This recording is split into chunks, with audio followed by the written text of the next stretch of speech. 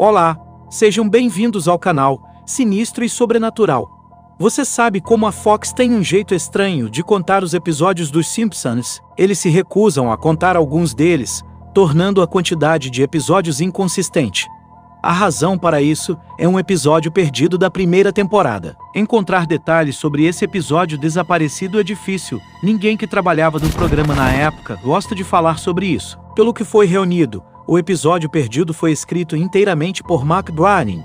Durante a produção da primeira temporada, Matt começou a agir de forma estranha. Ele estava muito quieto, parecia nervoso e mórbido. Mencionar isso para qualquer um que estivesse presente fez com que eles ficassem muito irritados e proibissem você de mencionar isso a Matt. O número de produção do episódio foi 7. 44. O título era Deadbot. Além de ficar com raiva, perguntar a alguém que estava no programa sobre isso fará com que eles façam tudo o que puderem para impedir que você se comunique diretamente com Matt Groening. Em um evento de fãs, consegui segui-lo depois que ele falou para a multidão e, eventualmente, tive a chance de conversar a sós com ele quando ele estava saindo do prédio. Ele não parecia chateado por eu tê-lo seguido, provavelmente esperava um encontro típico com um fã obsessivo. Quando mencionei o episódio perdido, toda a cor sumiu de seu rosto e ele começou a tremer. Quando perguntei se ele poderia me contar algum detalhe, ele parecia estar à beira das lágrimas. Ele pegou um pedaço de papel, escreveu algo nele e me entregou. Ele me implorou para nunca mais mencionar o episódio. O pedaço de papel tinha o endereço de um site. Prefiro não dizer qual era, por motivos que você verá em um segundo. Digitei o endereço no meu navegador e cheguei a um site completamente preto, exceto por uma linha de texto amarelo, um link para download.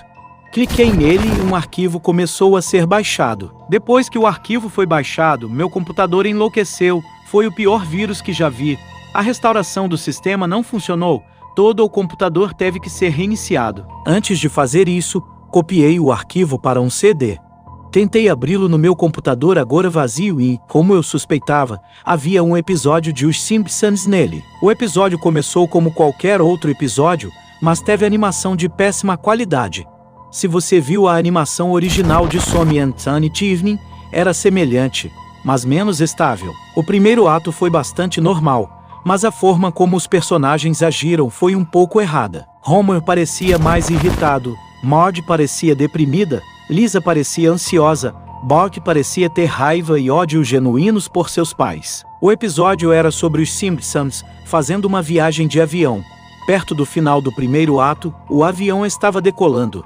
Bart estava brincando, como era de se esperar. No entanto, como o avião estava a cerca de 15 metros do solo, Bart quebrou uma janela do avião e foi sugado para fora. No início da série, Matt teve a ideia de que o estilo animado do mundo dos Simpsons representava a vida e que a morte tornava as coisas mais realistas.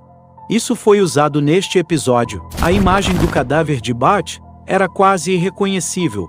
Eles aproveitaram ao máximo o fato de não terem que se mover e fizeram um desenho quase fotorrealista de seu cadáver. O primeiro ato terminou com a foto do cadáver de Bart.